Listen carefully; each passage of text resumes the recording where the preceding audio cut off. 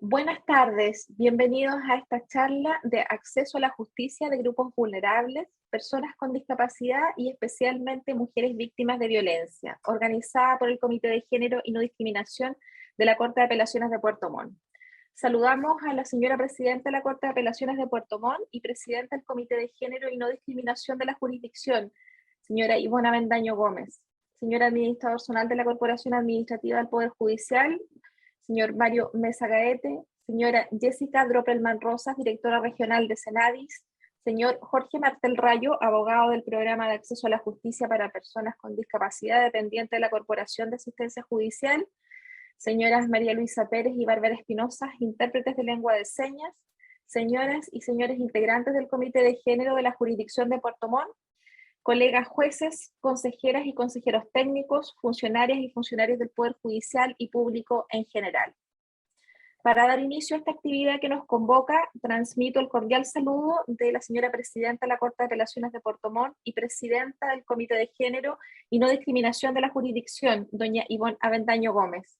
Y desde ya el agradecimiento a los expositores y asistentes a esta actividad, que pretende reflejar el compromiso institucional con incorporar una perspectiva de género y derechos humanos en el quehacer del Poder Judicial. Este compromiso se ha concretizado en la aprobación de la política de igualdad de género y no discriminación del Poder Judicial en el año 2016 por el Pleno de la Corte Suprema de Justicia. E importa el desarrollo de políticas específicas y acciones con este fin, es decir, que el servicio que presta nuestra institución en todos sus ámbitos, fases y niveles, tome en consideración la distinta situación que experimentan las personas y los distintos papeles que éstas desempeñan, cualquiera sea su sexo, edad u otra condición, a efectos de identificar las brechas y no perpetuar con su accionar desigualdades y discriminaciones existentes que obstaculizan el acceso efectivo a la justicia. En esta tarea, el ejercicio de la actividad jurisdiccional resulta de vital importancia. De hecho, la labor que realizamos y el trato que brinda la institución a las personas que se acercan al sistema judicial por cualquier causa tiene un rol fundamental, en la medida que podemos contribuir a no perpetuar desigualdades presentes en nuestra cultura y aplicar el derecho, en cambio reconociendo las diferencias estructurales entre los géneros e identificando las situaciones que son de desigualdad, discriminación, desventaja y o vulnerabilidad en las partes, los prejuicios y los estereotipos, asimetrías de poder, fenómenos de multidiscriminación, con los que nos transformamos en garantes de derechos y libertades de las personas que viven en nuestra comunidad, especialmente de los grupos más vulnerables, entre los que están las personas con discapacidad.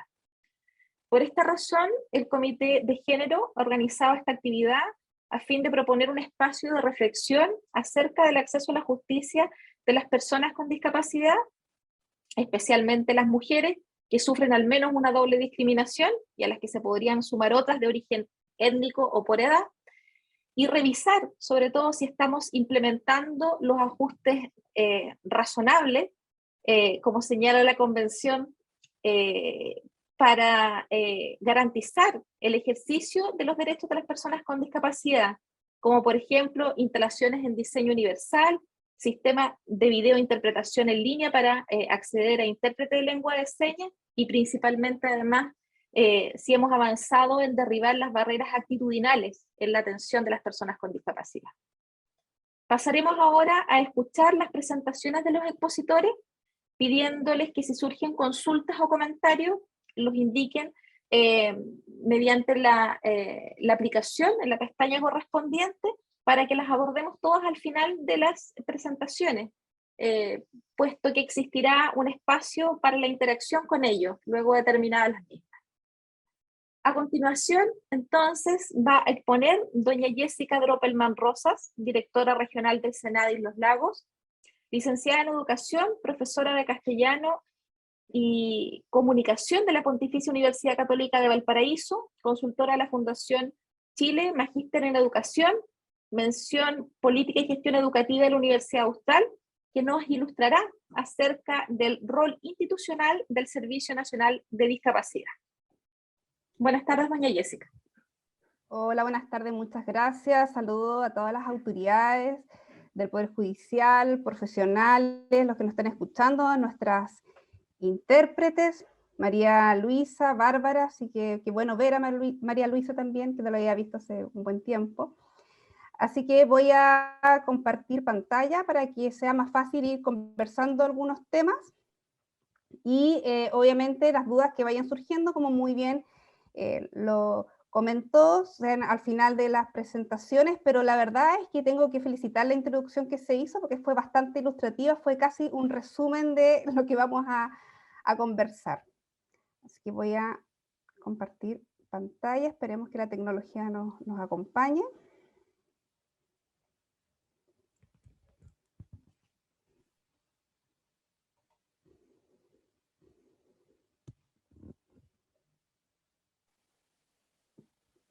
Consulto si se está viendo bien la presentación. Se ve perfecto. Súper, excelente. Voy a comenzar. Como bien me presentaron, yo soy directora de Senadis hace algunos años. Hace poquito terminé un diplomado también en Derechos Humanos que fue muy importante para poder ilustrar también un poco cómo estamos en el contexto latinoamericano, ¿cierto?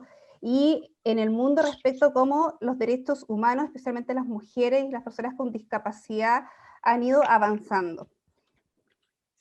Comienzo contándoles un poco porque, claro, la presentación que les quiero hacer es sobre el rol de Senadis, ¿ya? Y para poder explicar cuál es nuestro rol, en primer lugar tenemos que ir entendiendo de dónde surgimos como servicio. Nosotros antes éramos un fondo solamente, Fondo Nacional de la Discapacidad, que si bien era muy importante, había muchas cosas que todavía nos faltaba por hacer.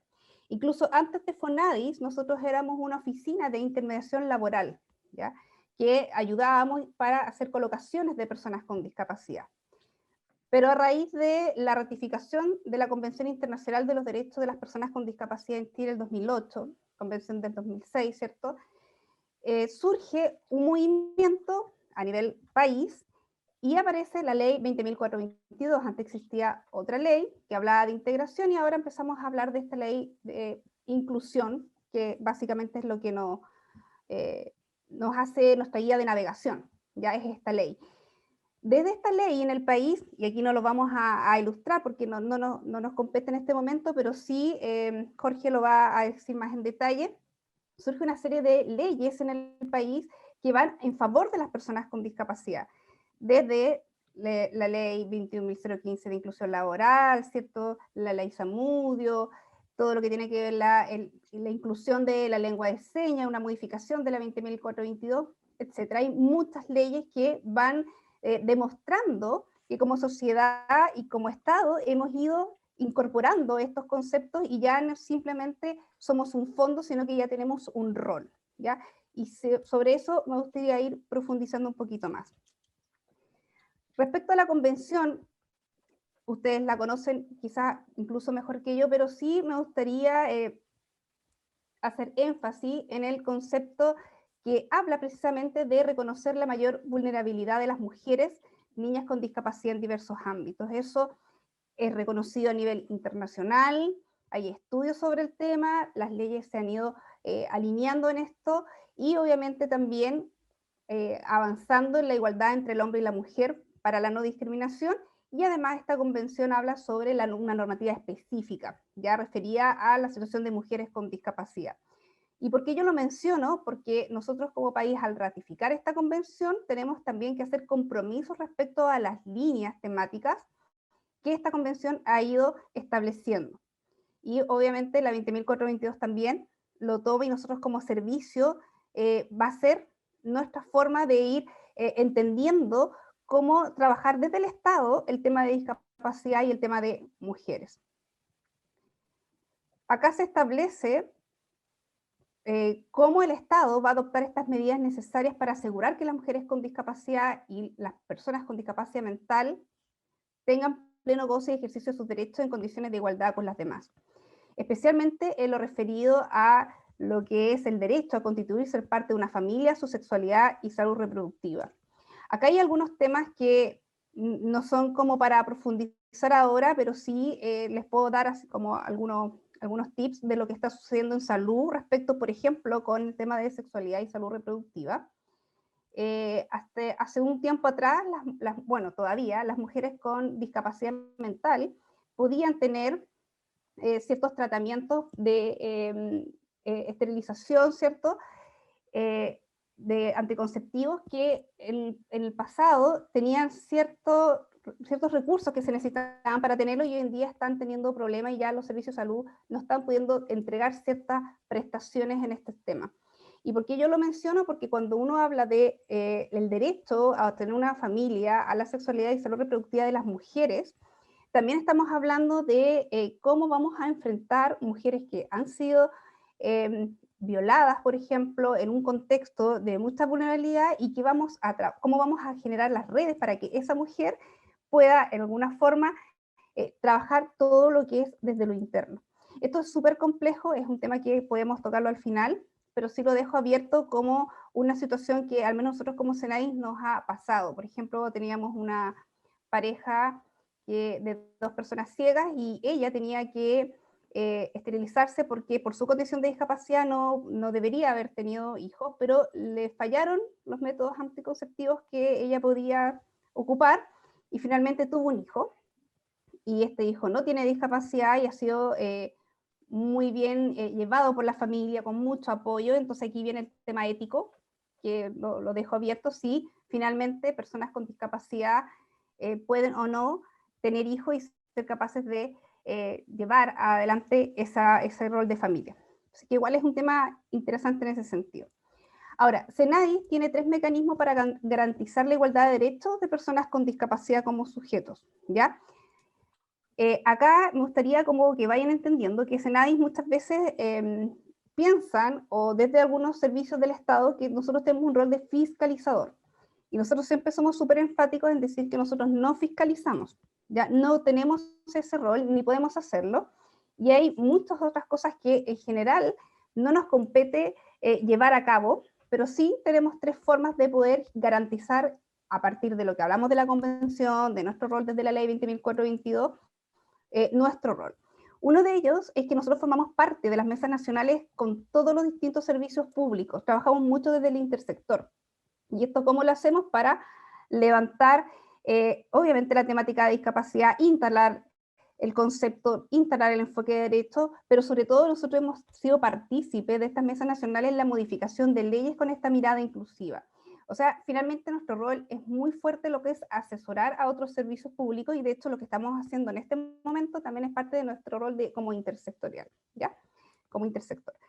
La segunda línea son Senadis desde los fondos y programas que tenemos. Ya nosotros tenemos mecanismos de apoyo a través de líneas postulables que están definidas de manera exclusiva para personas con discapacidad, sus familias o cuidadores.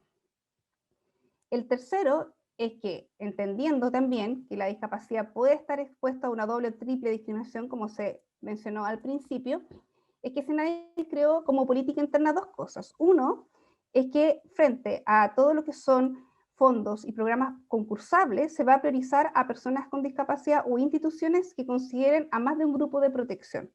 Por ejemplo, nosotros le entregamos más puntaje, le damos cierta priorización si un proyecto considera la variable de género, ¿ya? Y aquí estamos ya hablando respecto a cómo las mujeres en Chile están, digamos, con un porcentaje mucho más alto de discapacidad que los hombres. O sea, las mujeres nacen, cuando tenemos el segundo estudio nacional de discapacidad, porcentualmente con menos discapacidad que los hombres hasta los 18 años.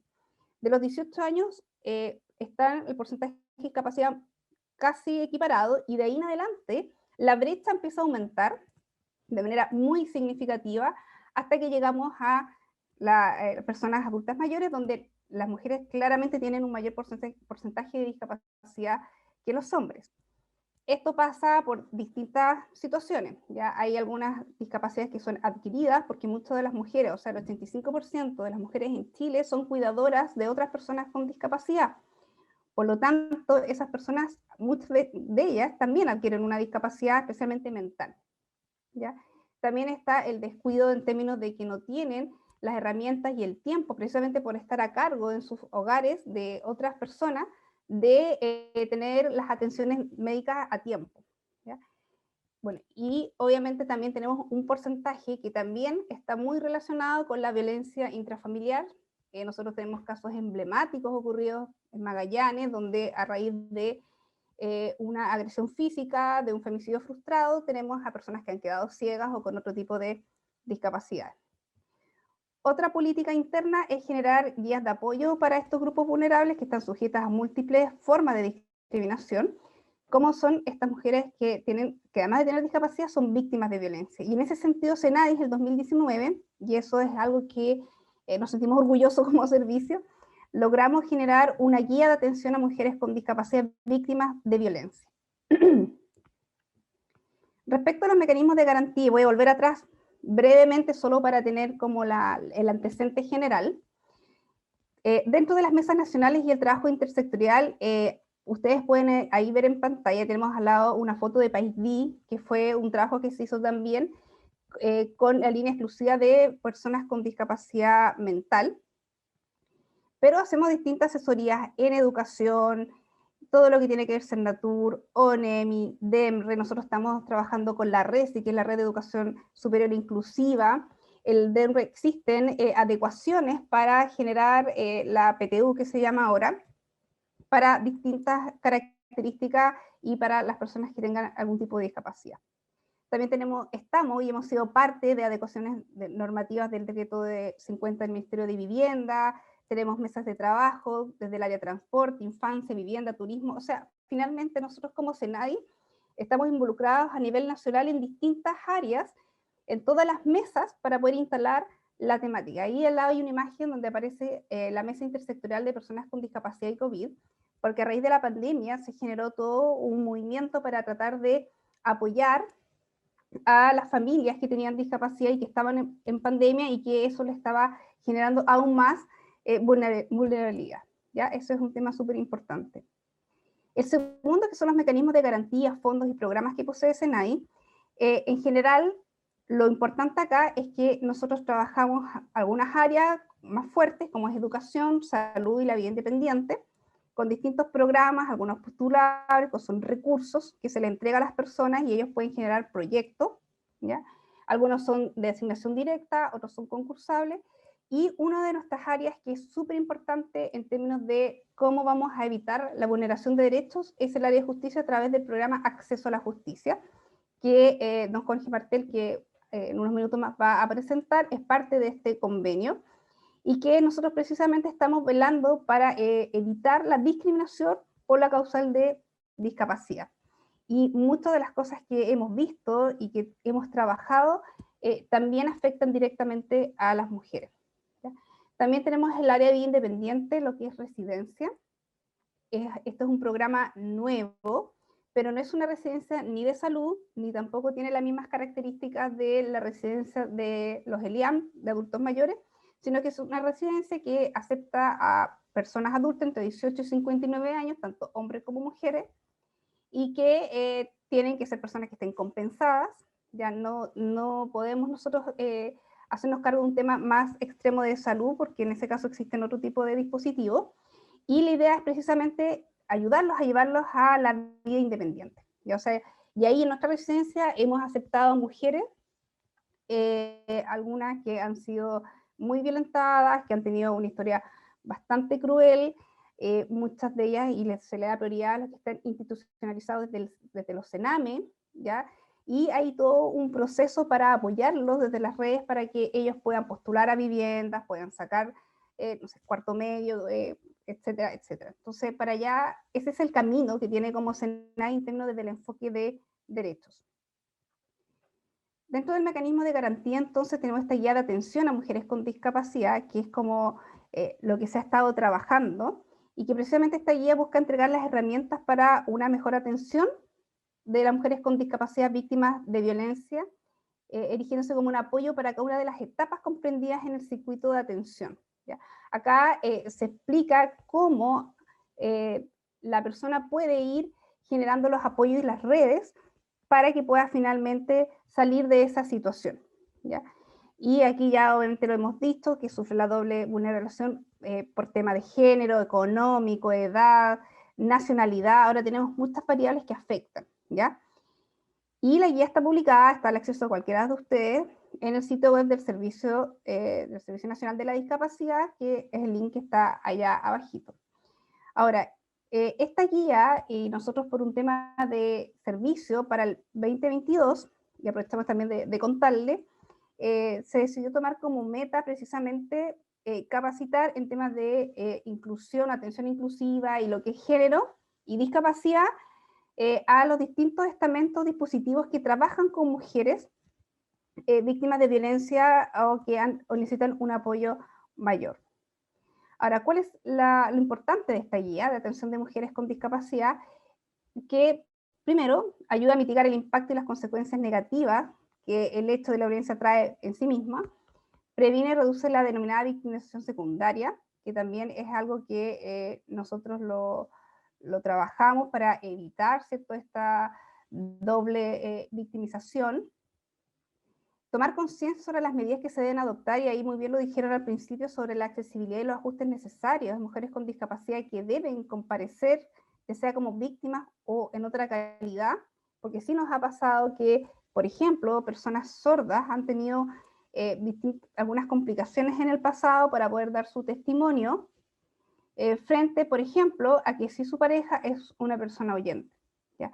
Y han estado en desmedro, han sido vulneradas, han tenido como ciertas complicaciones, y nosotros hemos estado apoyando en esto a través del abogado, a través de contacto con nuestras contrapartes de los otros servicios públicos, y recordando lo importante que es considerar ciertas medidas, como por ejemplo tener intérprete en lengua de señas para poder la persona dar su declaración. También relevar la importancia de adoptar y desarrollar un enfoque inclusivo en la atención pública, ya visibilizar las particularidades de las necesidades de las personas, incentivar, buscar espacios igualitarios e inclusivos que respeten, obviamente, las diferencias. En resumen, lo que nosotros como SENAI hemos tratado de hacer desde diferentes aristas, primero, es que tenemos las mesas nacionales, estamos trabajando con las leyes para evitar una mayor discriminación en distintas áreas, en distintos niveles, y eso ha ayudado directamente a las mujeres. Al tener este rol intersectorial, por ejemplo, si tenemos a una mujer que tiene discapacidad y que está en una situación muy extrema y necesita una vivienda, nosotros tenemos un convenio con el Servio y generamos una solicitud para poder, como caso social, levantarlo y apoyarla de manera más rápida, ¿ya? Y así con las distintas líneas de salud. Tenemos un trabajo súper fuerte con la CONPIN para ver el tema de la credencial de discapacidad, con educación, con las municipalidades. Finalmente nosotros dialogamos y conversamos con todos los estamentos, porque la discapacidad, y eso es algo que siempre nos gusta dejar súper claro, no depende de SENAI de que disminuya la discriminación. La discapacidad es algo que lo vivimos todos los días, en todos los niveles, de todas las formas posibles. Entonces, desde ese sentido, evidentemente nosotros tenemos que trabajar en conjunto. Este es los temas que tiene esta guía, que obviamente se lo podemos dejar finalmente disponible a cada uno de ustedes. El término correcto, recomendaciones para el uso del lenguaje, servicio público inclusivo, todo lo que tiene que ver aspectos generales, formas específicas de violencia contra la mujer con discapacidad, etc. Y eso sería entonces, como para no alargar más, y dejar el espacio al Jorge, que va a profundizar en algunos temas más legales. ¿Cuál es nuestro rol como SENAI respecto a este tema? Importante insistir en que nosotros no fiscalizamos. Por ejemplo, muchas veces no tenemos una participación directa en nuestras residencias. Ya las residencias para personas con discapacidad se ejecutan a través de ejecutores. Entonces, si alguien llega y nos dice, ¿sabe que necesitamos que usted ingrese a tal persona? No depende de nosotros como SENAI, depende de los cupos, de las características de la persona, porque si nosotros ingresamos a alguien que no cumple con el perfil de nuestra residencia, estamos vulnerando sus derechos, porque esa persona necesita tener ciertas características y ciertos apoyos que muchas veces nosotros como SENAI no lo tenemos en la residencia que tenemos acá en Puerto Montt, que es en la Casa Nazaret, y junto con CONIL, que tenemos también otra residencia, pero hoy tenemos muchos menos usuarios. Y eso sería, digamos, un poco, digamos, lo que quería conversarles, relevar. Obviamente queda abierto a las discusiones finalmente después de que termine la presentación Jorge. Y obviamente todas las dudas, la idea es poder aclararlas y conversarlas. Así que muchas gracias.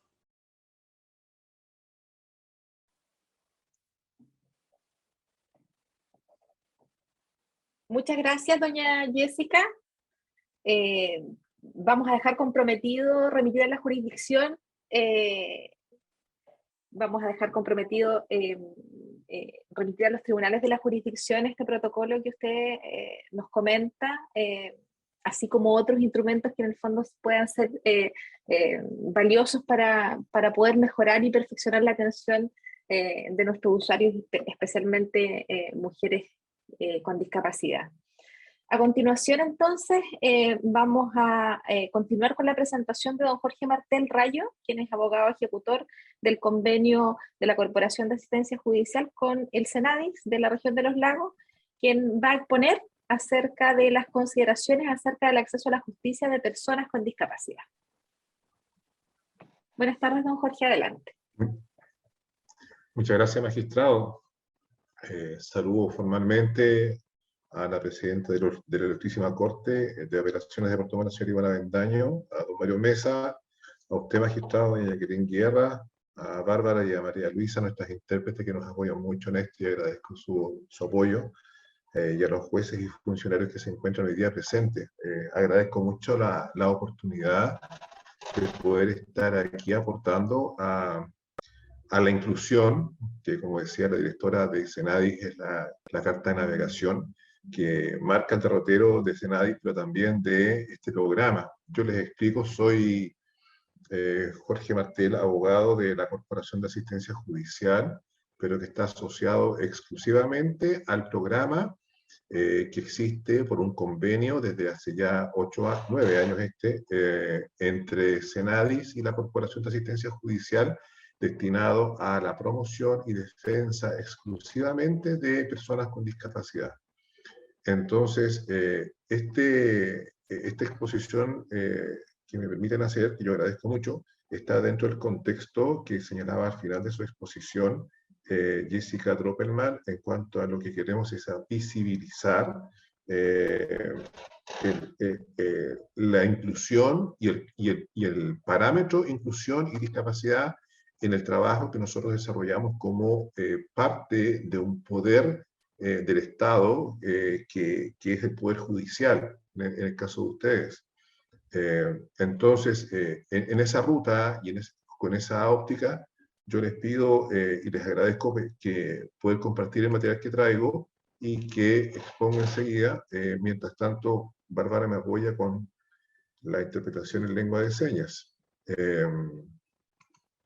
Bueno, como les decía, mi presencia aquí obedece a este convenio entre Senadis y la Corporación de Asistencia Judicial, y trataré de entregarles algunos elementos para, como comité de género y desde el punto de vista del acceso a la justicia para mujeres con discapacidad, tratar de algunas cifras, algunas cifras. Según el segundo Estudio Nacional de Discapacidad del año 2015, en Chile a esa fecha habían 2.836.818 personas con discapacidad, y solo en la región de los lagos 140.765. Se estima por proyección que a esta fecha pudiéramos estar del orden de, si conservamos el porcentaje de incidencia, a esta tasa del 16,7% de la población, hoy día debiera ser un poco más de 3 millones de personas, y en nuestra región sobre las 169.000 personas con discapacidad. Este dato duro yo lo entrego al inicio porque quiero empezar a generar sensibilidad inmediatamente respecto de que entre nosotros hoy día vemos 52 personas en el aula virtual, y entre la red de apoyo de cada uno de nosotros podría haber una persona con discapacidad, y puede que nosotros a diario interactuemos con personas con discapacidad y no nos hayamos enterado siquiera. Esto como dato para poder compartirlo y sensibilizarlo. Un poco de historia, también algo adelantó la directora regional. en cuanto a cronología de normas sobre discapacidad. Hasta el año 99 operaba en Chile la ley 19.284, que hoy día está prácticamente entera derogada, y que se centraba en normas pensadas para la integración de las personas con discapacidad.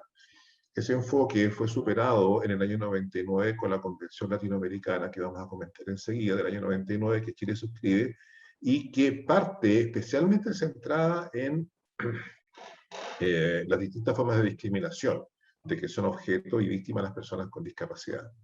Esta Convención Latinoamericana fue el inicio de las negociaciones para la suscripción posterior en el año 2006 de la Convención de los Derechos de las Personas con Discapacidad en las Naciones Unidas, que suscribe Chile y ratifica en el año 2008, y mediante la cual se obliga al Estado chileno a modernizar la legislación nacional y a dictar las normas necesarias.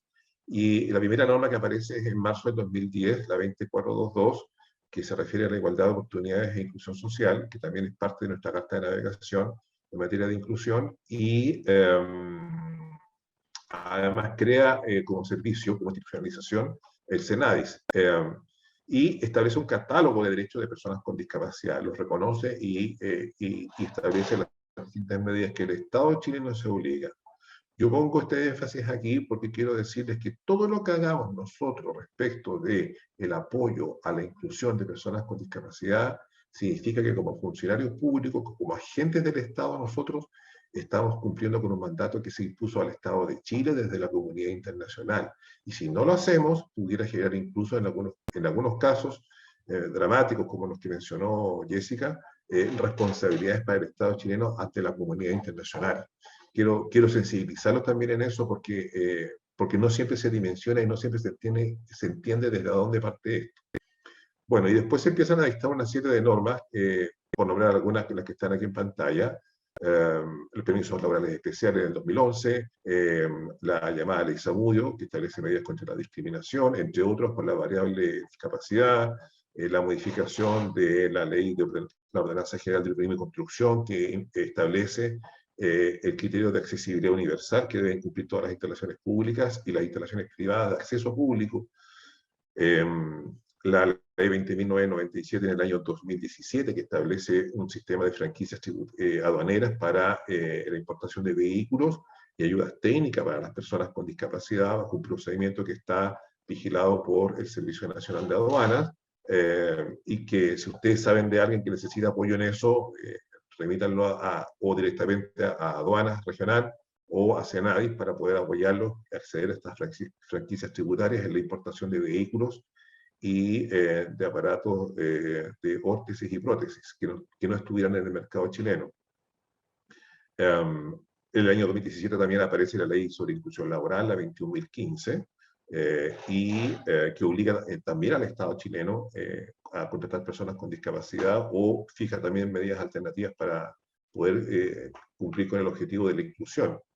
En el año 2018 surge la Ley de Educación Superior, que establece para estas instituciones, en todas sus formas, universidades, institutos profesionales y centros de formación técnica, la obligación de incorporar el proceso, el factor inclusión, tanto en la etapa de postulación, en la admisión, en la matrícula y en el proceso educativo propiamente tal. En el año 2019 surge la ley 21.168 que establece, que modifica la ley sobre derechos del paciente y establece un sistema de atención preferente en materia de salud, tanto en el sector público como privado para las personas con discapacidad. También esto es bueno que ustedes lo sepan al momento de referir información y comunicaciones con los distintos prestadores de salud, tanto públicos como privados, ¿ya? Las personas con discapacidad tienen derecho a un sistema de atención preferente a través del llamado sistema de horas protegidas, como lo llama el reglamento de la ley, para asegurar la atención sin mayores molestias, tanto en materia de exámenes médicos, consultas médicas, consultas con especialistas y entrega de medicamentos, ¿ya? Que se les reserva nombre y hay que respetarla. Hay un protocolo en que establece el reglamento, pero para que se adopte al momento de pedírselo a los servicios, a los prestadores de salud.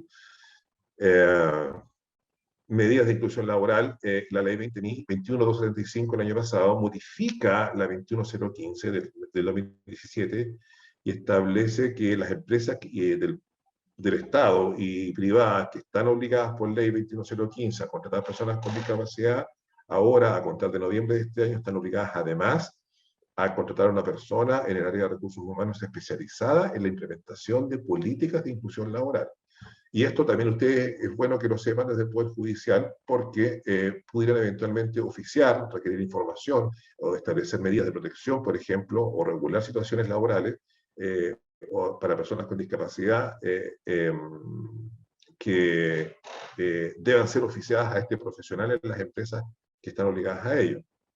Y la ley más reciente que quisiera comentarles dentro de las muchas otras que hay, es la ley 21.303, que reconoce, incorporando una modificación en la ley 24.22, en la ley primera de arriba, incorpora una modificación incorpora un artículo que reconoce la lengua de señas como la lengua natural de la comunidad sorda en Chile. Y esto es un tremendo hito porque es uno de los pocos países, y fuimos el primero en el mundo que lo hizo. Hace poco lo hicieron otros países, pero recién son 4. Entonces nosotros fuimos pioneros en esto, en reconocer la lengua de señas como la lengua natural a través de la cual se comunica la comunidad sorda del país. Y por tanto es un derecho que ellos tienen, las personas sordas, para poder recurrir al intérprete de señas, como lo estamos haciendo hoy día a través de María Elisa y de Bárbara.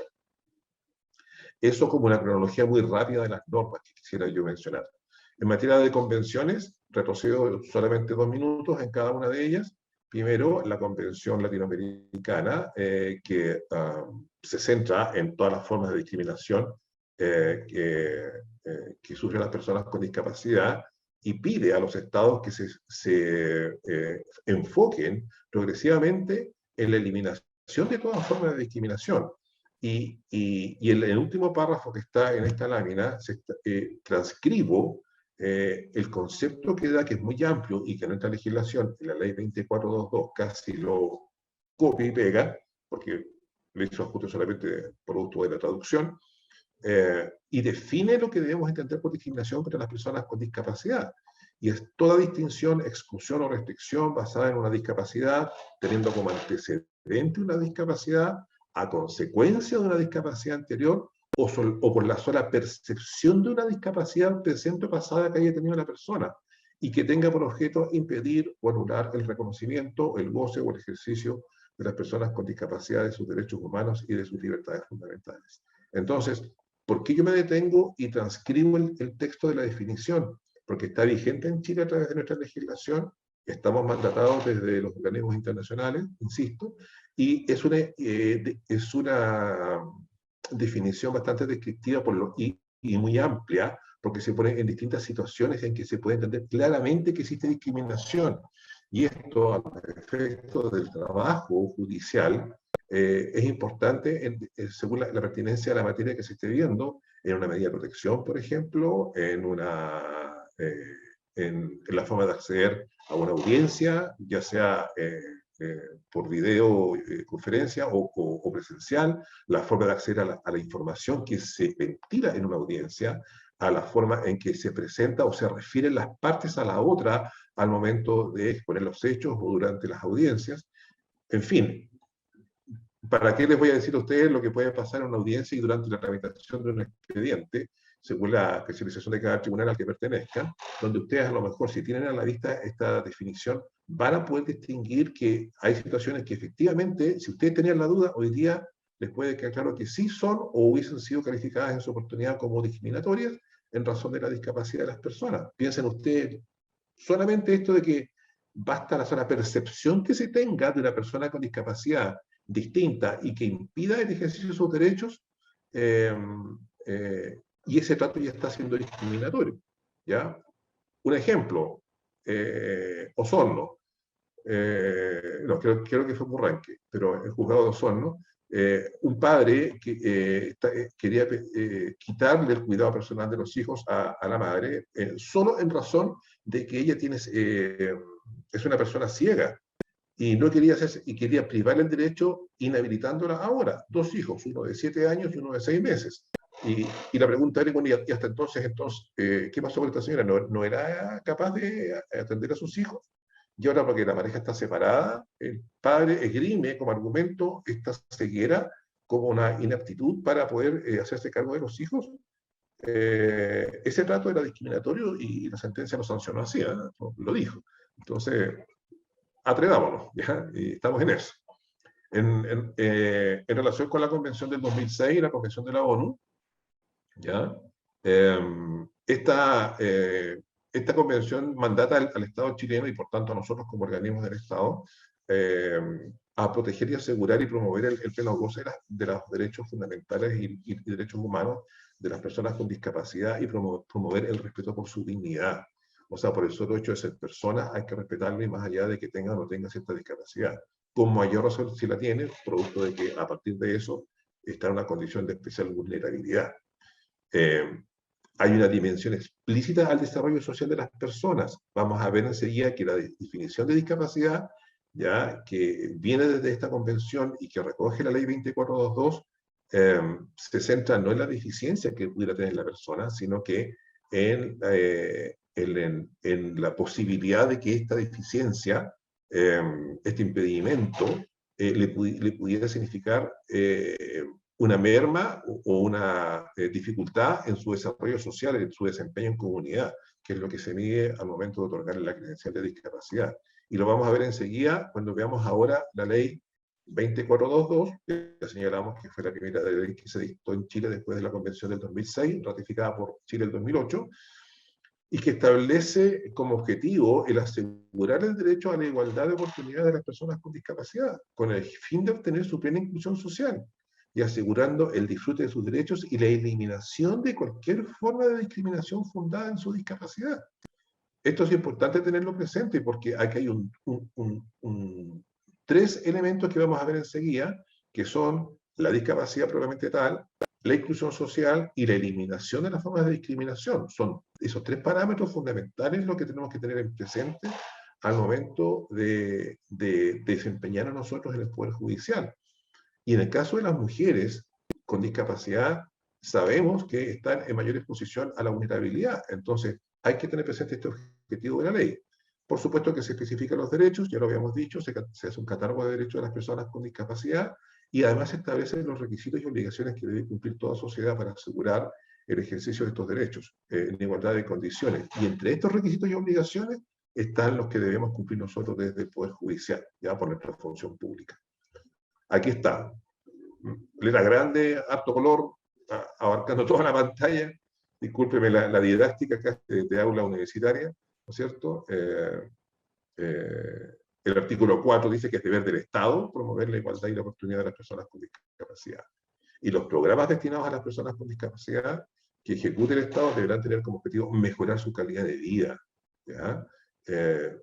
O sea, cuando nosotros estemos interactuando con una persona con discapacidad en nuestra labor judicial y cuando esta persona sea una mujer vulnerada en sus derechos, además de la condición de discapacidad, además de tener la condición de discapacidad, siempre tengamos presente y no olvidemos que con nuestro actuar lo que estamos haciendo es mejorando su calidad de vida, nada más y nada menos, ¿ya? Y por eso, como consecuencia de esto, se nos obliga al fortalecimiento y promoción de las relaciones interpersonales, o sea, no excluir a la mujer que tiene discapacidad, ya sea beneficiaria, víctima, demandante, demandada, no desmejorar su condición de vida y su calidad a partir del género, porque lo que debemos hacer es tratar de promover las relaciones interpersonales de ella con la comunidad.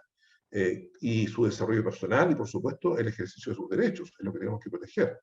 Y aquí poner atención porque muchas veces, especialmente en el caso de víctimas, sobre todo mujeres, que tienen discapacidades físicas, para decir derechamente las sensoriales, como son la sordera y la visual, van a estar en una condición de desventaja al momento de poder ejercer sus derechos y requiere el apoyo de nosotros a través de esta guía que les vamos a hacer llegar, que es la guía de atención de las mujeres víctimas de violencia, de las mujeres con discapacidad y que son víctimas de violencia, y que fue necesario desarrollar para poder entender la dimensión en que ellas se desenvuelven al momento de presentarse a un mesón de tribunales, ¿ya?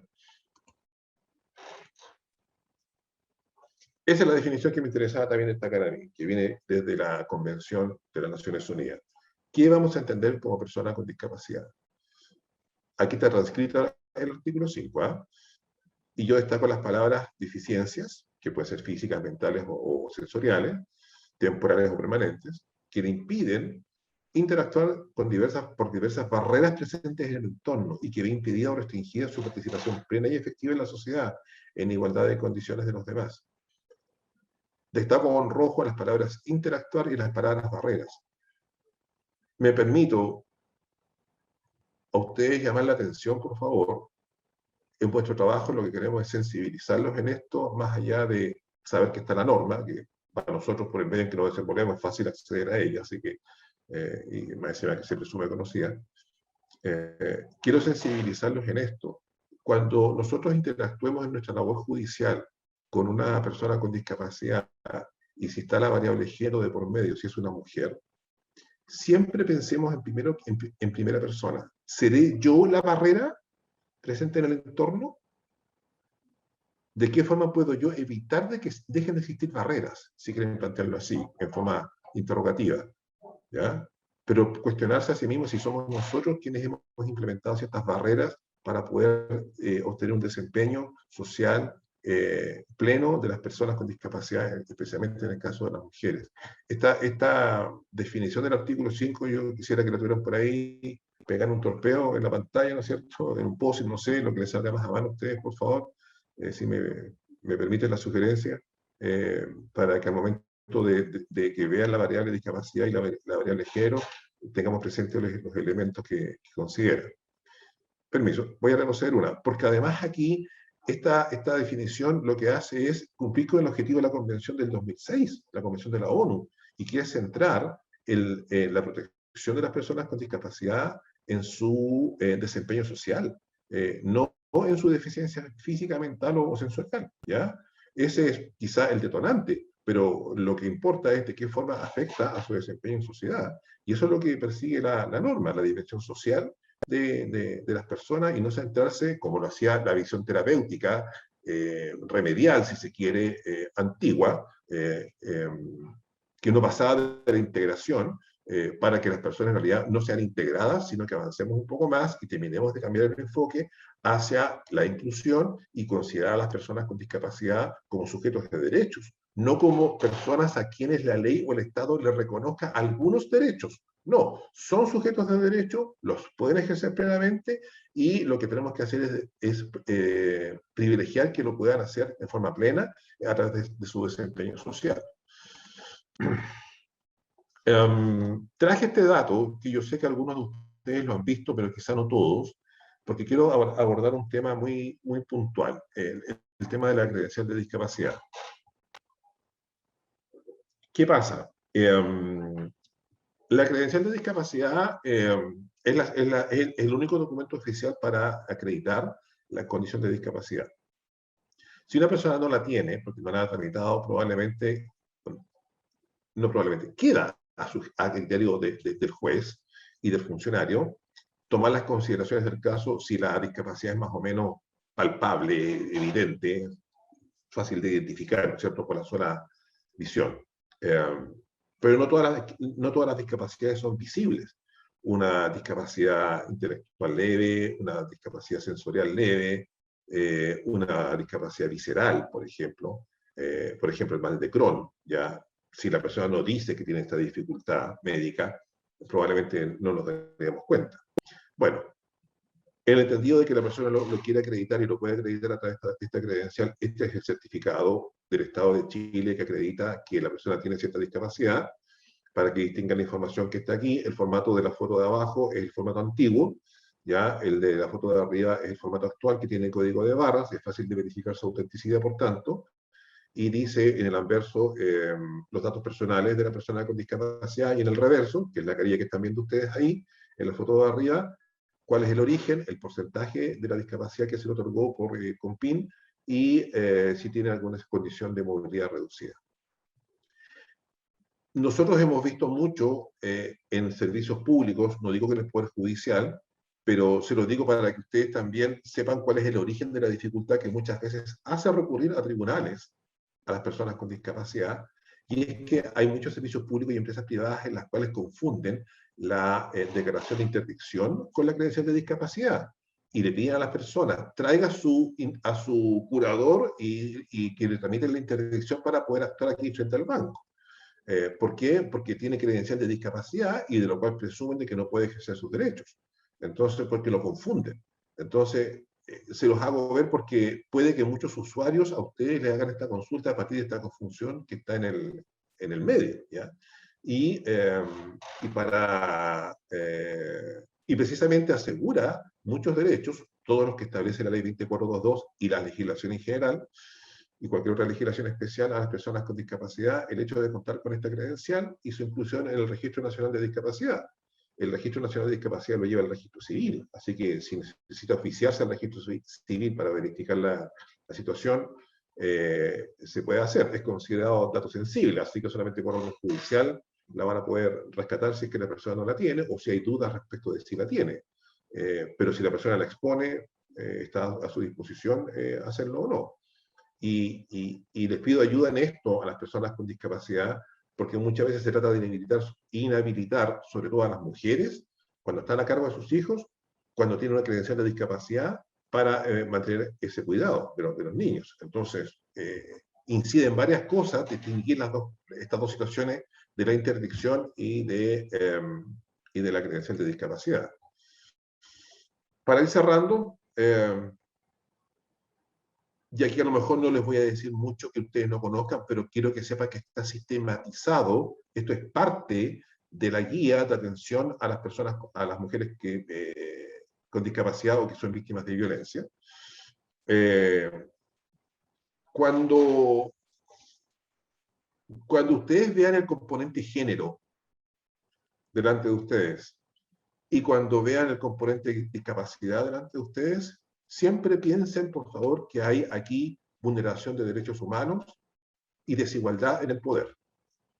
Porque hay una persona que maneja más información que otra y probablemente haya alguna autoridad que está ejerciendo mal su rol frente a una persona con discapacidad. Siempre piensen en derechos humanos y en desigualdad de poderes. ¿En qué poder? Tan grave como el poder para decidir sobre la vida de las personas. Hay un poder fáctico de el agresor o agresora en contra de la víctima de violencia intrafamiliar, por ejemplo, cosas que ustedes ven más a diario. Poder para dar o para construir ideas, la anulación de las personas, la anulación de la mujer. Yo le hago un siguiente ejercicio, no solamente pensemos en el caso, porque hoy día es fácil encontrarlo en cualquier parte del país, la multiseccionalidad. ¿Ya? Si tienen en el mesón del tribunal a una mujer perteneciente a pueblos originarios, pobre económicamente,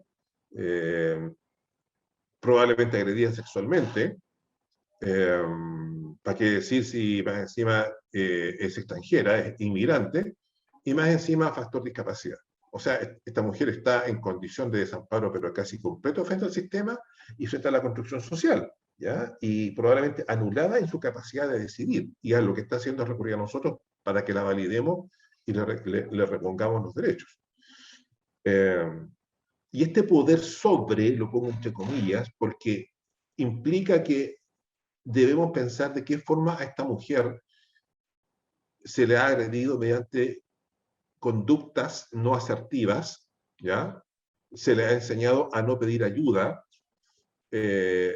o ha sido una mujer sobreprotegida y que tiene casi anulada su capacidad de decisión, además de la vulnerabilidad propia a partir del género o de la discapacidad, y que si es para ella, también puede que lo sea para las personas que tiene a su cargo, pensemos sobre todo en los niños. Y además pensemos en la violencia estructural que existe en el sistema hacia la discapacidad, hacia la pobreza y hacia las mujeres. Es el modelo que estamos tratando de cambiar modernamente, ¿cierto? Entonces, estos criterios, cuando están presentes uno o más de ellos, implican una forma de violencia en contra de la mujer, y por tanto implica que ella está en desigualdad frente a un poder jurídico o frente a un poder fáctico al cual se enfrenta y viene a pedir nuestro apoyo.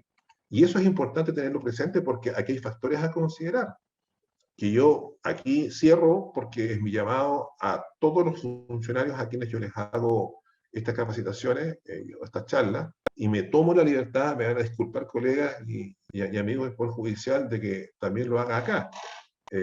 Evitar la normalización, ¿ya? Cuando atendamos a las personas y a las mujeres con discapacidad. No minimizar, no justificar, no pensar que esto es como lo normal, y casi una frivolidad de parte de las mujeres ventilar este tipo de situaciones en público o ante un tribunal. Si está acá es porque no tuvo dónde más conseguir apoyo. No perder la capacidad de asombro frente a la discapacidad y el factor género. No minimizar causales y tampoco las consecuencias. Ah, no, si no es para tanto, ¿ya? Ah, no, pero es que se venía dando de alta, así que ya está acostumbrada. No, pero si, quizás ¿qué dijo también ella? ¿Cierto? O, bueno, si tiene así a los niños, imagínense cómo se comporta en la casa. O sea, no solamente verbalizarlo, sino que pensarlo es minimizar las consecuencias que pueda acarrear esta vulneración. Porque estamos justificando factores externos a la mujer. Y se establece un patrón de conducta como si fuera inmodificable, y a lo que vinimos nosotros aquí con nuestra función jurisdiccional es precisamente a modificarlo, ¿ya? Para que deje de dañar. Bueno, identificar la discapacidad también es importante. A ver, las personas con discapacidad no quieren que las victimicen. Ya no es el sordito, ya no es el cieguito, no es la señora que tiene un problema en la pierna, ¿ya? No, es una persona con prótesis, es una persona con discapacidad física, es una persona con discapacidad sensorial, es una persona con discapacidad mental. Lo que podemos hacer es hablar con naturalidad de ella, pero con respeto y con prudencia, no en voz alta. Ahora, si la persona no tiene problema en hablar de su discapacidad, podemos entender que tampoco le molesta que nos refiramos a ella. Pero con prudencia, a lo mejor preguntarle de cerca, ¿usted es persona con discapacidad? Sí. ¿Va a hablar sobre eso en la causa o en el tribunal o en esta reunión, en esta mediación, en qué actuación estemos? Y cuando se ventile y se diga, hablarlo con naturalidad y no empezar a hablarle más fuerte porque tiene cierta discapacidad mental, no sobre gesticular, no tomarle la silla de ruedas, no tomarle los bastones. Cuando hablamos con una persona ciega, decirle, tome asiento en la silla que está a su derecha. Don Juan, al frente suyo hay un escritorio, camina un paso y lo puede tocar. ¿Ya? No decirle acérquese al escritorio, porque es ciego, no sabe dónde está. Eso significa hablar con naturalidad, pero identificando la discapacidad y sin temor a frivolizarla, ¿ya? Porque lo estamos haciendo con mucho respeto. Es ahí mi llamado a considerar estos factores, porque cuando esto está cruzado con el factor género, se puede hacer todavía más sensible la situación. Nuestro equipo, para finalizar, y saludarlos cordialmente nuevamente, de nuevo, y agradeciendo la directora regional, la señora Jessica Dropperman, don Sergio Arellano y don Pablo Leal, son los profesionales que están a cargo de los programas, especialmente para priorizar grupos de protección y para guiar a las personas con discapacidad en materia de los mecanismos de garantía de que hablaba la directora regional, en materia de educación, salud, vida independiente, acceso a la justicia. Pilar Villarroel, que trabaja en la OIRS y directamente en la ayuda técnica, tiene una paciencia de oro. Llamen, les va a dar 10 veces las explicaciones y les va a contactar porque echan en la red social inmediatamente, doña Pilar, quien les habla también, la dirección de donde trabajamos y bueno, nuestro correo electrónico y teléfonos de contacto. Van a quedar a disposición de ustedes esta presentación, así que le pedimos a los organizadores que la distribuyan con toda tranquilidad, por favor, para que tengan el dato a mano si necesitan nuestro apoyo. Y esa es la señal con la cual se da las gracias, ya, los dedos índices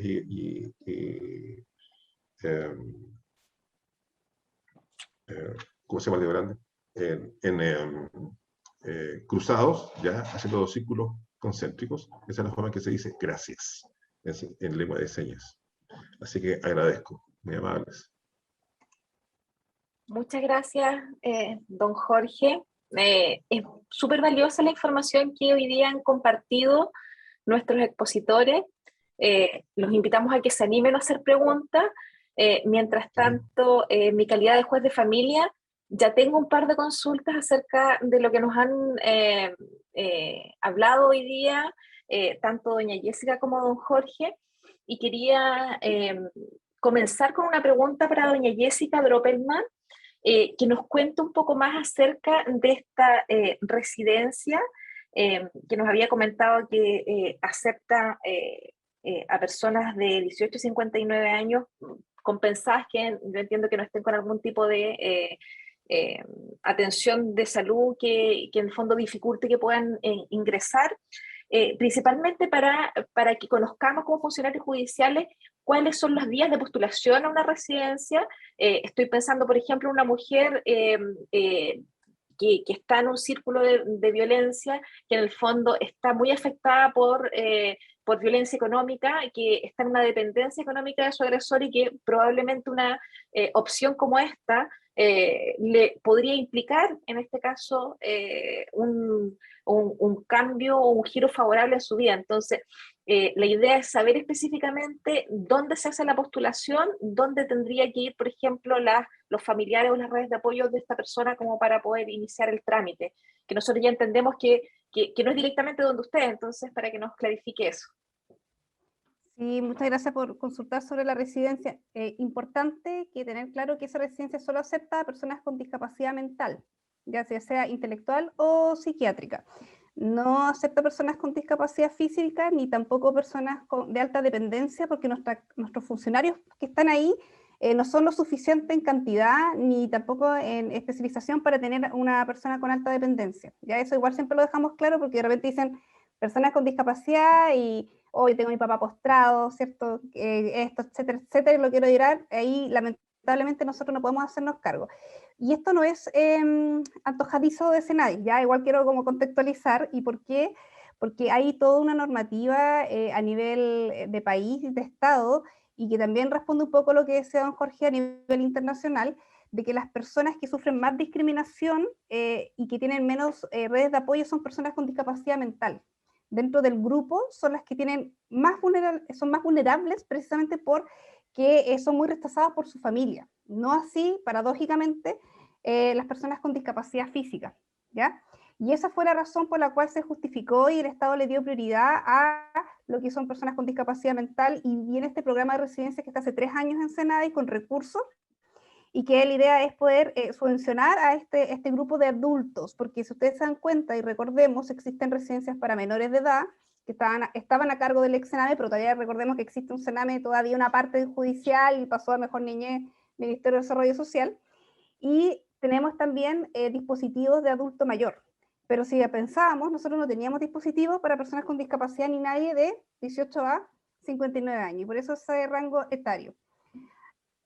Compensadas en términos de que las personas no sean personas ni agresivas, ni que tengan que tener constantemente contención física, porque claramente las condiciones de nuestra residencia no recibe eso. Entonces, si van a postular a una persona que necesita estar cada 2 días llamando a la ambulancia y yendo al psiquiátrico, en realidad no tiene sentido, porque se pierde la razón y el objetivo de la residencia, que es precisamente, y no nos olvidemos, el tránsito a la vida independiente, que es como lograr que esta persona en algún momento salga, digamos, de su círculo, ¿cierto? Que muchas veces es de agresión, de temas económicos, es también de autoestima, y se trabaja en distintos talleres de esos ámbitos. Entonces, una mujer que, por ejemplo, tiene discapacidad y no tiene redes, porque eso nosotros igual lo confirmamos con el equipo técnico que tiene en la residencia, asistente social, ¿cierto? Etcétera, que no tiene redes de amigos, ni de familia, ni de nadie que se hace cargo, tiene que efectivamente postular,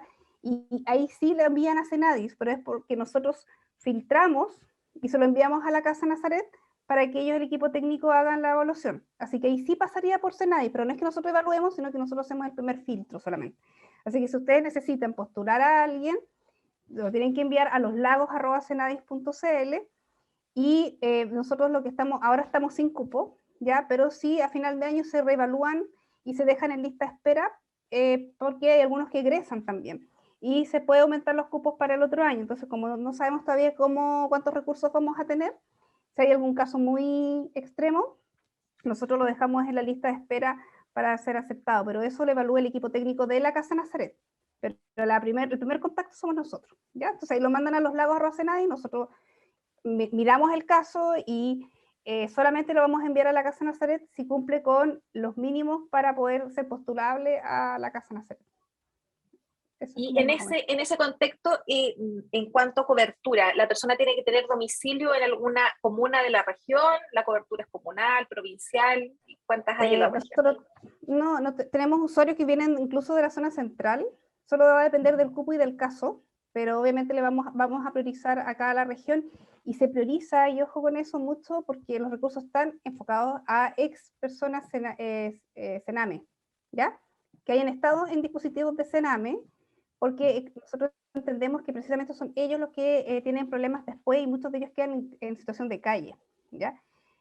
No sé, por ejemplo, tenemos un usuario que fue ingresado y a raíz de un evento que él tuvo de agresión, él solo, después de que analizó, se egresó de manera voluntaria, tiene una discapacidad psiquiátrica, y dejó un cupo que ya tenemos a un usuario que vino que era de acá, que fue Temuco, y que vino con una situación súper compleja familiar, y que tiene solo 18 años, pero que si no está con nosotros, que en este momento la tenemos en Residencia Calle, ella está literalmente en la calle. Entonces, a eso, ¿por qué le hago este énfasis? Porque si el usuario tiene redes de apoyo, probablemente no va a quedar como dentro de los criterios, porque ahí solamente se les va a dar prioridad a las personas que efectivamente, si no están ahí, están en calle. O sea, no tienen redes, son muy vulnerables, y muchas veces son abandonadas por sus familias por su discapacidad. Tenemos en este momento 25 usuarios en esa residencia. Y una pregunta que está efectuada en el chat del seminario es de doña María Alejandra Albornoz, señalando si es requisito que figuren en el registro y tengan carnet de discapacidad. Sí, o sea, lo ideal es que tenga credencial de discapacidad. Si no la tiene, nosotros igual aceptamos que vengan con certificados médicos, algo que acredite que tenga una condición de discapacidad, y una vez ingresado o ingresada, dependiendo, vamos a inmediatamente generar desde la residencia los trámites para adquirir la credencial de discapacidad. Pero sí tiene que tener la credencial de discapacidad, ya sea porque la vamos a empezar a tramitar cuando llegue o porque la traiga desde antes. Ahora, si tiene ya la credencial, evidentemente va a tener más puntaje frente a otro que no lo tenga. Y se consulta también acerca de la residencia, acerca de si personas que tengan una patología psiquiátrica compensada, por ejemplo, esquizofrenia, podrían ingresar. Sí, lo que nosotros solicitamos es que los informes sean reales, porque nos pasó cuando abrimos la residencia, y en esto quiero ser súper honesta también, que era nuevo, esto es nuevo para todos nosotros, no es que este modelo no existía en Chile, entonces estamos recién aprendiendo también un poco esto, y lo estamos desayunando de repente también.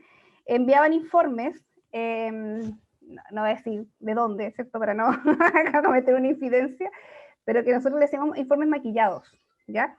Que son informes que dicen que la persona está compensada, que un montón de cosas así como maravillosas, y al final cuando llegaban a la residencia nos dábamos cuenta que no era tan así, ¿ya? Y en ese caso hemos tenido personas que han terminado semanas y semanas en el psiquiátrico por intentos de suicidio y otros, y nosotros no tenemos ese perfil en nuestra residencia. Entonces, claro, las tenemos que intervenir, hacer un tratamiento, ver si se queda o no se queda en residencia, egresarlo, trasladarlo a otro dispositivo, etc. Pero también nos ha pasado que tuvimos un usuario, por ejemplo, que vino de Chiloé y que tuvo descompensaciones fuertes, entró al psiquiátrico, y ahí nos dimos cuenta como sistema, y ahí ves un análisis como nosotros, como país, ¿cierto? Que él no tenía una actualización de sus medicamentos desde el 2011. Estamos hablando de una persona de 21 años. Entonces, claramente, si vamos a tener una persona que tiene una discapacidad y que necesita medicamento para compensarse, etcétera, etcétera, tiene que estar siendo actualizado cada 6 meses con un psiquiatra, cada un año, necesita un apoyo, hay que revisar las dosis. Entonces, claro, evidentemente este niño se descompensó mucho, logramos actualizarle el medicamento, el tratamiento, hacerle apoyo psicológico, y claro, ahora está súper bien. O sea, logramos sacarlo de donde estaba y de una posibilidad de que efectivamente se pueda hacer daño o pueda hacer daño a otras personas. Pero eso no es lo ideal, ¿ya? Por eso que lo que sí pedimos mucho es que vengan todos los informes, informe social, el informe médico, ¿ya? Y todo lo que es la ficha de intervención que se le llama, que donde venga derivado nosotros sepamos qué se ha hecho con él, cuáles son como sus gustos, cuáles son sus fortalezas, para que uno también pueda tener un programa personalizado con ese usuario.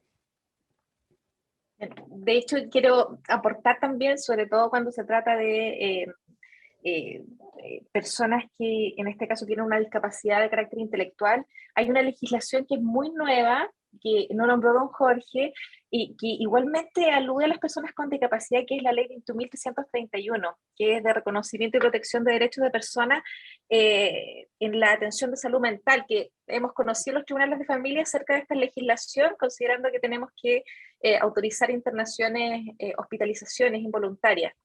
Y en esa ley se habla precisamente del derecho que tienen las personas a la atención en materia de salud mental. Se da una definición en el artículo 2, por ejemplo, en el artículo 20 habla de este derecho al tratamiento, que es lo que yo estoy conectando con lo que menciona ahora doña Jessica, y también habla de estas redes de apoyo que tienen que tener igual las personas y los derechos de las familias que tienen para también estar involucrados en estos tratamientos. Se pregunta, para ir terminando con este tema de la residencia también, en el chat, acerca de si hay alguna ficha de postulación y dónde se pueda conseguir. Es la pregunta de doña Margarita Romero.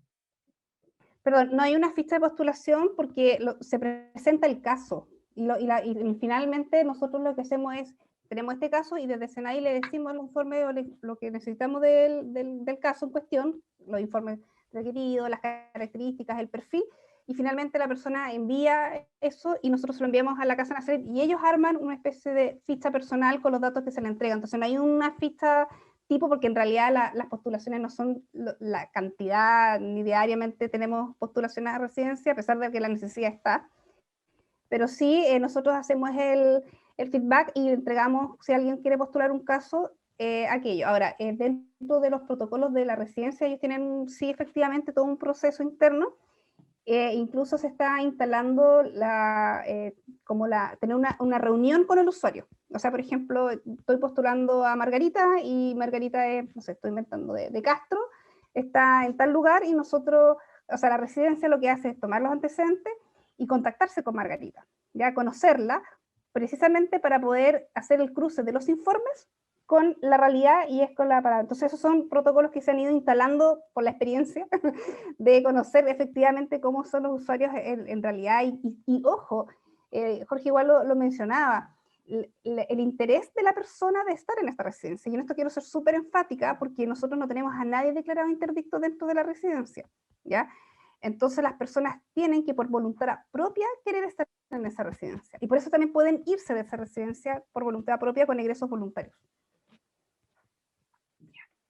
Muchas gracias. Hay una pregunta también que señala don Manuel Retamal, menciona, buenas tardes, en la zona hay muchas personas sordas que saben muy poco o nada de lengua de señas. ¿Existe algún programa de Senadis para enseñar a estas personas el lenguaje de señas, la lengua de señas?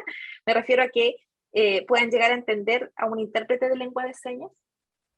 Muy buena pregunta. No tenemos un programa. Yo soy súper honesta en esto. De hecho, ha sido un gran tema desde servicio, porque por la misma ley se supone que los mismos servicios públicos y todos tienen que tener y generar, digamos, estas instancias, pero lo que sí ocurre en el país, lo que se está trabajando es generar homogenizar el tema de la interpretación en lengua de señas, porque a diferencia de Chile, por ejemplo, con Estados Unidos, son un ejemplo, Estados Unidos tiene estandarizado la lengua de señas en todo el país, entonces tú hablas una misma lengua de señas, en cambio en Chile eso no es así.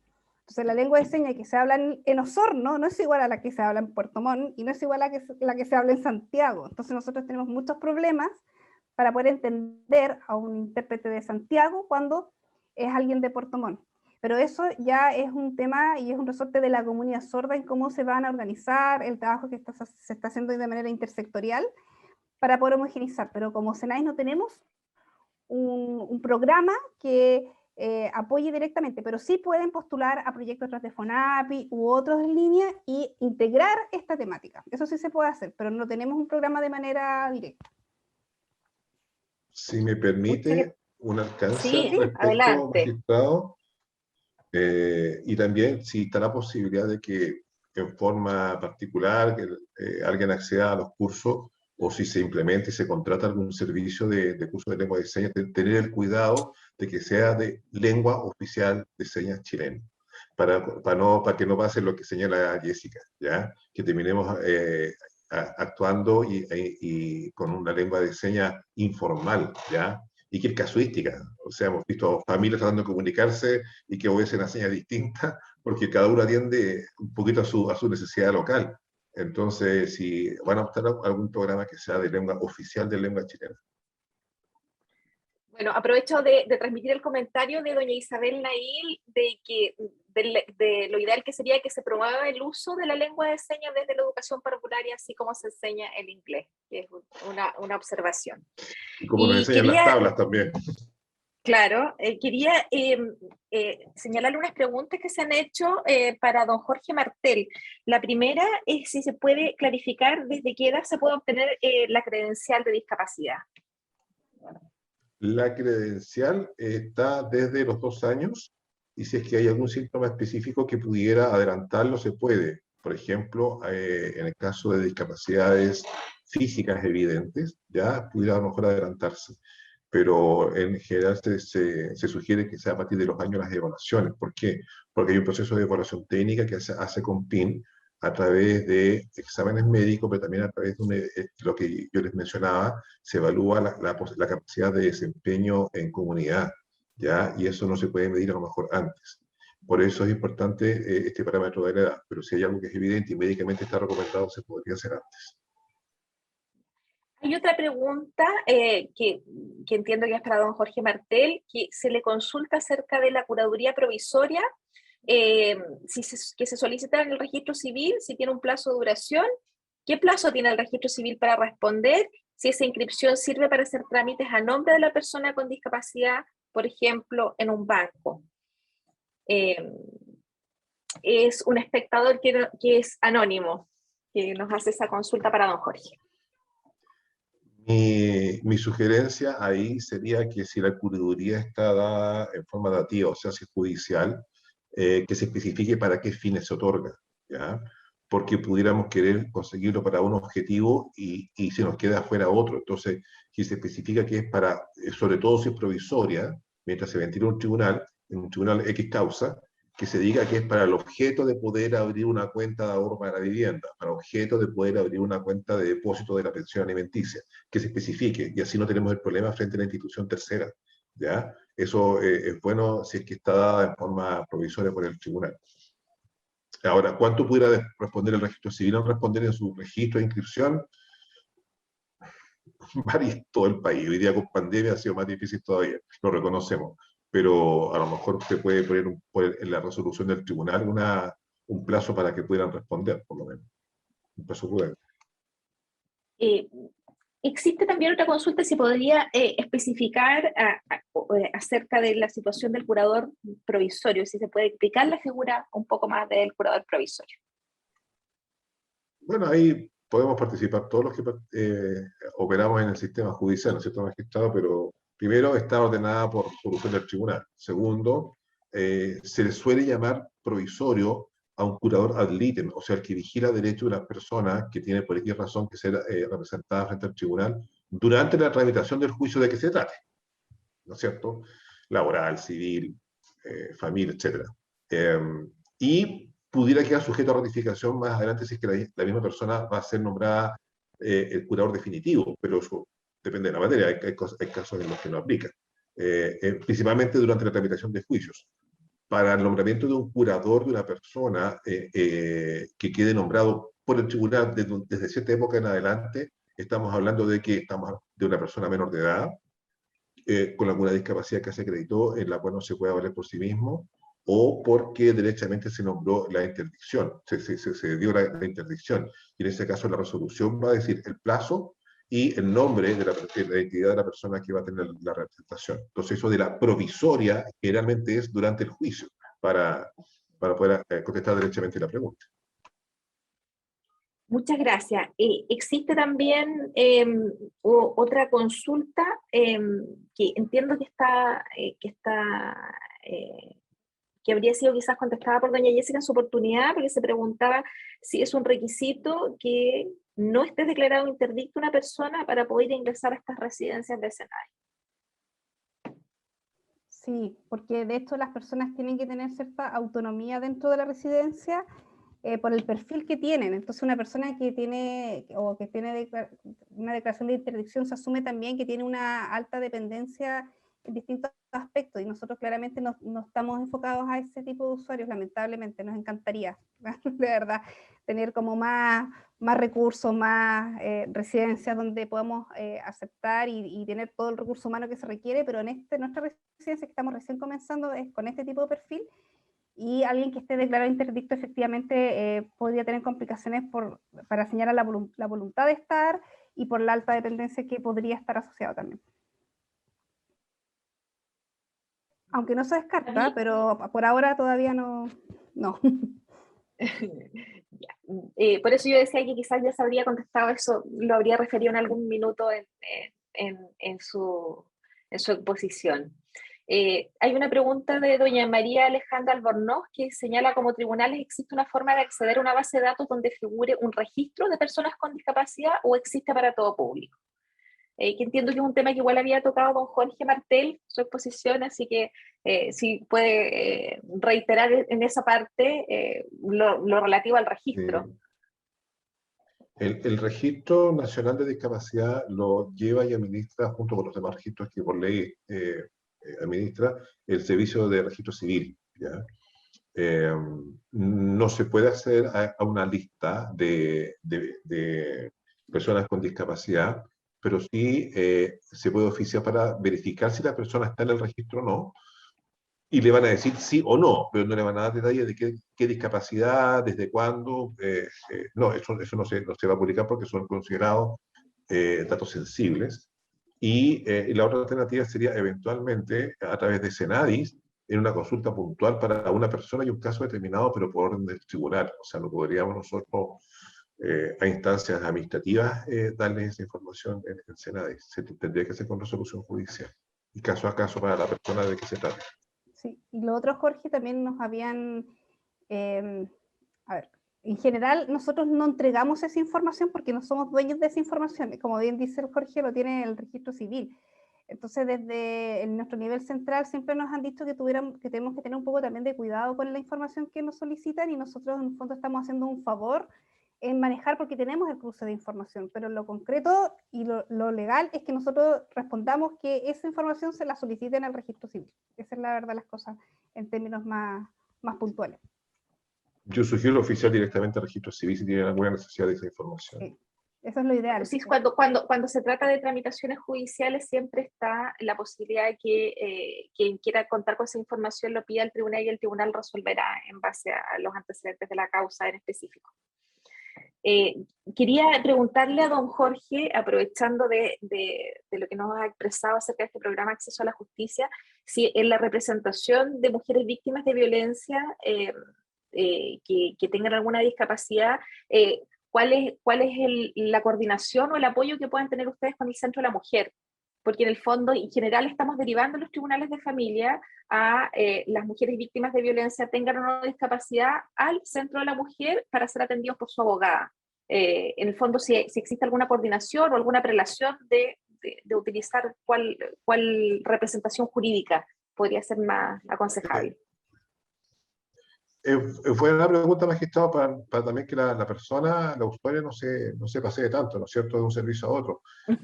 El parámetro que el programa está dado para defensa de personas que sean discriminadas en razón de su discapacidad. Entonces, de repente hemos tenido que explicarle a algunas personas que su caso no califica para ser atendida por este programa porque es un caso civil o es un caso de familia dentro de la regla general. ¿ya? Como usuario. No pasa necesariamente por la condición de discapacidad, pero también las hemos retenido y hemos conversado con el programa para decirle, lo atiendo yo porque en realidad lo que se produjo aquí fue una condición de discriminación en razón de la discapacidad que incidió en alimentos, eh, en relación directa, no sé, o según la materia de que se trate. Entonces, nosotros hacemos el chequeo para poder decir a la persona dónde puede ser derivada o retenida por nosotros.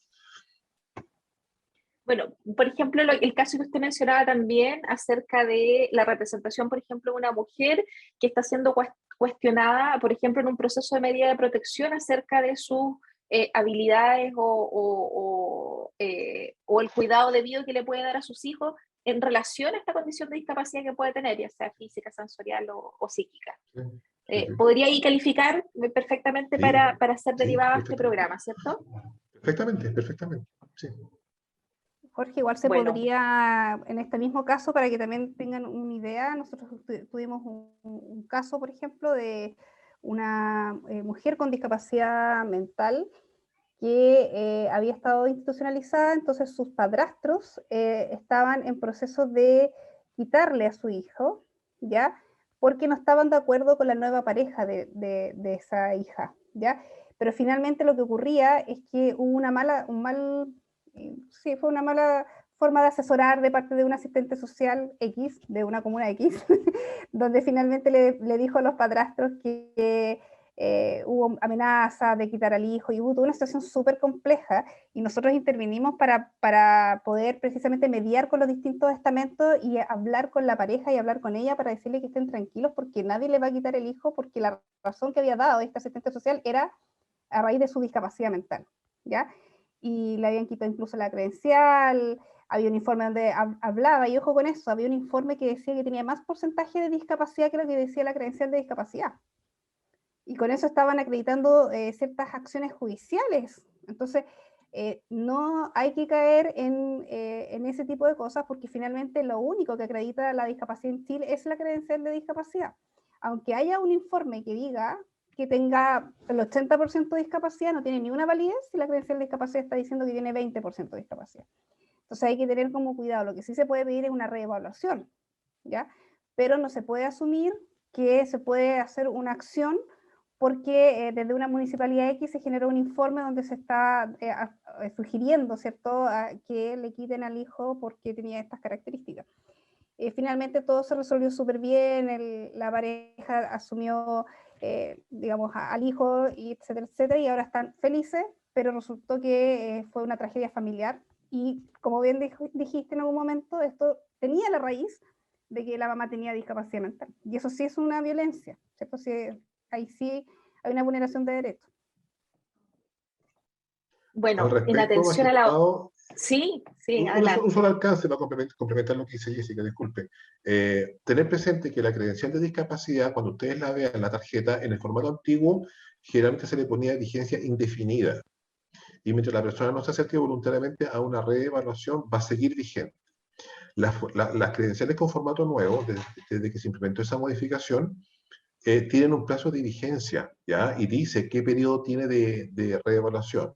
Y si no lo dice, la ley es la que dispone que la reevaluación es de a los 2 años contados desde la fecha en que aparece la evaluación hecha. Entonces, si hay alguna duda, porque el documento para acreditar la condición de discapacidad es solamente la credencial, y hay alguna duda con algún otro antecedente que proviene de algún otro organismo, está la posibilidad de que se haga la reevaluación ante la CONPIN, pero no ante el asistente social de la municipalidad, ¿ya? Entonces, en eso tengan cuidado porque el único documento oficial que manda es la credencial vigente. Se los insisto, porque hay mecanismos de reevaluación cada cierto tiempo y que se hace frente a la misma CONPIN, pero no ante otro organismo. Súper clara la información. La verdad es que en atención a la hora queremos ir cerrando esta charla que ha sido muy interesante y creo que podríamos hoy día concluir que aunque los compromisos internacionales de derechos humanos firmados por nuestro país han puesto los derechos de igualdad y no discriminación en el nivel más alto del ordenamiento, eh, no hay duda de que existe todavía una brecha entre los derechos proclamados y su efectivo ejercicio. Por eso para cumplir con estos compromisos se requiere una voluntad transversal de todas las instituciones para aplicar medidas, políticas públicas, programas, acciones concretas y específicas para lograr esta transformación en la cultura institucional y social, y que se encamine obviamente hacia una igualdad real o sustantiva en el acceso y en el disfrute de los derechos de todas las personas, especialmente las personas con discapacidad y las mujeres y niñas también que la sufren. Hemos querido aportar con esta charla. Vamos a quedar comprometidos como Comité de Género de la Jurisdicción para hacerle llegar a los tribunales de justicia, además de las presentaciones de nuestros expositores, la guía de atención a mujeres con discapacidad víctimas de violencia, además de las recomendaciones para el uso del lenguaje en discapacidad que extraímos de la página del Servicio Nacional de la Discapacidad, que un poco lo tocó don Jorge en una de sus exposiciones. Invitar también a los integrantes de la jurisdicción a revisar un material que también se los vamos a volver a enviar, que es el protocolo de acceso a la justicia de grupos vulnerables, que tiene un acápite sobre personas con discapacidad, contiene además de la normativa una parte muy importante que es de recomendaciones, que si bien alude a jueces y juezas, son aplicables a todos los estamentos del Poder Judicial, contiene recomendaciones generales, los llamados ajustes razonables de que yo hablé, que es un término que viene desde la Convención de personas con discapacidad, un acápite de lenguaje, comunicación e información, de accesibilidad, de atención, diferentes definiciones de los tipos de discapacidad y además recomendaciones institucionales, porque es deber de todos en el fondo poder, insisto en esta idea, hacer que hoy día se transforme esta cultura institucional y social para asegurar el acceso a la justicia de las personas con discapacidad. Muchas gracias a todos. Transmito además las gracias de la presidenta de la Corte de Apelaciones de Puerto Montt y presidenta del Comité de Género de la Jurisdicción, doña Ivonne Avendaño, por habernos acompañado esta tarde. Muchas gracias, que estén muy bien. Muchas gracias a cada uno.